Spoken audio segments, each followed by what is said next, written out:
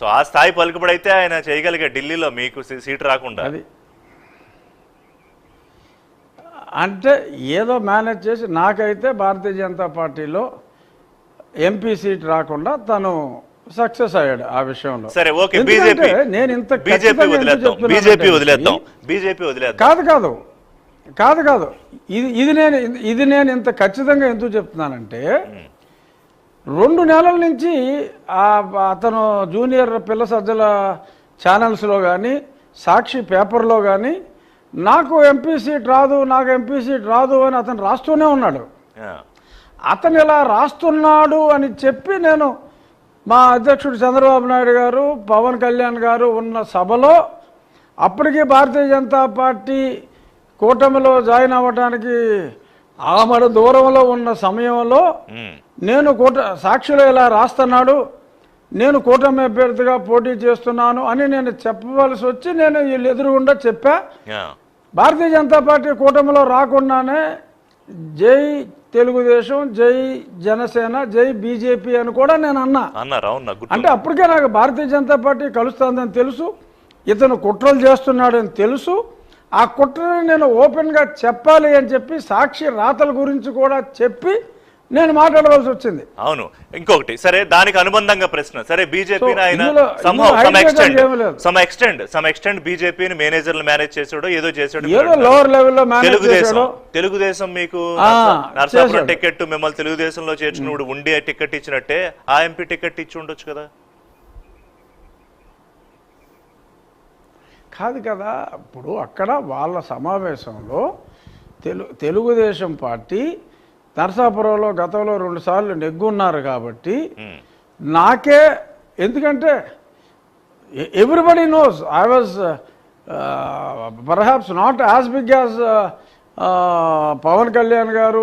ఈ కూటమిలో చివరిలో ఆయన చాలా ప్రముఖ పాత్ర పోషించారు, కానీ ఆయన ప్రముఖ పాత్ర పోషించక ముందు చిన్న రోల్ అయినా సరే ఈ కూటమి కలవాలన్న పాత్ర పోషించింది నేను.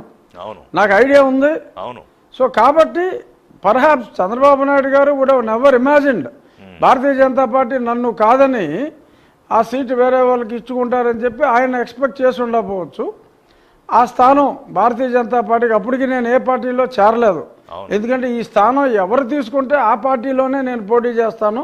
అది భారతీయ జనతా పార్టీ అయినా, జనసేన అయినా, తెలుగుదేశం అయినా, 3 పార్టీలు కలిసిన తర్వాత కూటమిలో ఏ పార్టీ అయినా ఒకటే, ఏదో పార్టీ నుంచి నేను పోటీ చేస్తానని చెప్పాను. కాబట్టి పర్హాప్స్ చంద్రబాబు నాయుడు గారు భారతీయ జనతా పార్టీ అయినా నాకే ఇస్తుందన్న ఉద్దేశంలో అది కేటాయించి ఉండొచ్చు. ఒక్కసారి మరి అది కాదు అనేటప్పటికీ కోపం రాలేదా రఘురామరాజు గారు? కోపం రాలేదా? 3 పార్టీల్లో ఏ పార్టీ నుంచి మీకు ఎంపీ టికెట్ రానప్పుడు రచ్చబండతో మీరు చేసిన రచ్చకు కానివ్వండి, జగన్మోహన్ రెడ్డిని వైసీపీని చేసిన ఇరిటేషన్కి కానివ్వండి, ప్రజల్లో మీకు వచ్చిన గుర్తింపుకు కానివ్వండి, సొంతంగా పోటీ చేసినా మీరు అక్కడ ఎంపీగా గెలిచే అవకాశం ఉండొచ్చు ఖచ్చితంగా. మరి అలా చేయాలన్న ఆలోచన, ఆ ఆవేశం రాలేదా? కారణం ఏంటి? అంటే నాకు శత్రువు నెగ్గినప్పుడు కూడా నేను అభినందిస్తా. ఆ విషయంలో నేను మీడియాలోనే చెప్పాను, కంగ్రాచులేషన్స్ జగన్, నువ్వు ఈ విషయంలో నువ్వు అనుకున్నది ఎన్నో విషయాల్లో నా ముందు నువ్వు ఫెయిల్ అయ్యావు, ఈ విషయంలో నువ్వు సక్సెస్ అయ్యావు, కంగ్రాచులేషన్స్ జగన్ అని కూడా నేను మొహాటం లేకుండా అతన్ని అభినందించా, నా శత్రువు అయినా కూడా.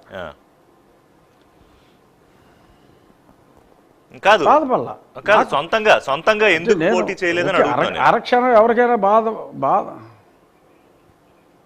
అవసరం ఏముంది నాకు చంద్రబాబు నాయుడు గారు నువ్వు రాష్ట్రంలో ఉండు, అది అవ్వకపోయింది, నువ్వు రాష్ట్రంలో ఉండు, నేను నీకు సీట్ ఇస్తున్నాను అని చెప్పిన తర్వాత నాకు బాధ ఎందుకు? Plan B, parliament plan B ఏదో మీరు చంద్రబాబు కలిపి రెడీ చేసుకున్నారు.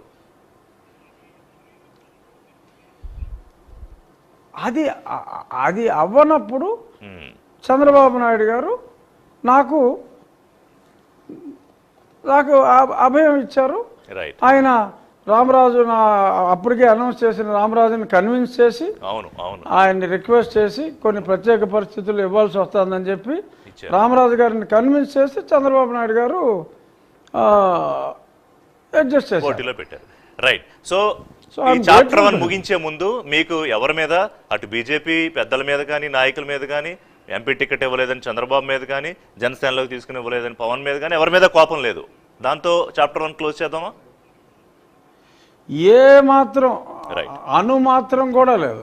రైట్ రఘురామరాజు గారు, చాప్టర్ 2 ఆంధ్రప్రదేశ్లో ఎన్నిక జరిగిపోయింది, కానీ ఎన్నిక జరగకముందే మీరు ధీమా వ్యక్తం చేయడము, ఎన్ని సీట్లు వస్తాయో చెప్పడం, ఎన్నిక జరిగిన తర్వాత దాన్ని ఇంకా బలంగా చెప్పడం, దీని గురించి మాట్లాడదాం. ఈ పోలింగ్ ఎలా జరిగింది, వ్యవహారం ఏంటి? మీరు రాజకీయ నాయకుడే కాదు, రాజకీయ విశ్లేషకుడు కూడా. సో ఈ అంశం మీద మాట్లాడదాం. చాప్టర్ 2లో 81.86%, అంటే సుమారు 82% ఈవీఎంలు ప్లస్ పోస్టల్ బ్యాలెట్స్ కలిపి 2019 ఎన్నికలతో పోలుకుంటే 2% ఎక్కువ, 2.09% టు బి ప్రిసైజ్.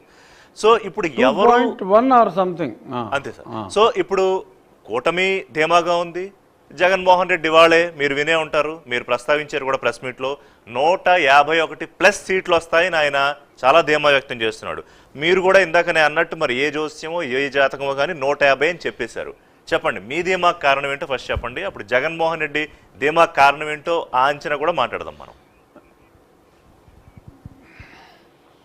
ఓకే, నా ధీమాకి ఒక ముఖ్య కారణం, నేను ఇప్పుడు సర్వేల్లో కూడా చాలామంది కొంచెం జగన్మోహన్ రెడ్డికి ఎడ్జ్ ఉందని అనుకోవడానికి కారణం ఏంటంటే ప్రజల్లో అతను కల్పించిన భయం.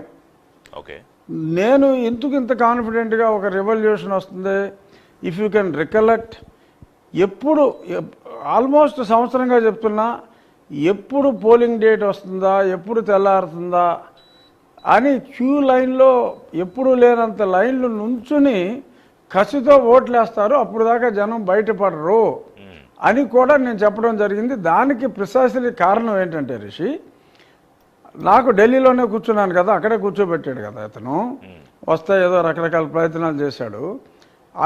నాకు చాలా ఫోన్ కాల్స్ వస్తూ ఉండి, రాజుగారు నేను సో అండ్ సో, కానీ దయచేసి నా పేరు మీరు చెప్పొద్దు, ఇది ప్రాబ్లము, ఈ అన్యాయం ఎలా జరుగుతుంది అని over a period of 3-4 years కొన్ని వేల మంది నాకు ఫోన్లు చేసి వాళ్ళు పడుతున్న బాధలు, వాళ్ళ చుట్టూ వాళ్ళు పడుతున్న బాధలు ఇవన్నీ కూడా చెప్పి, అందరూ కామన్గా చెప్పేది ఏంటంటే దయచేసి నా పేరు చెప్పొద్దు, దయచేసి నా పేరు చెప్పొద్దు.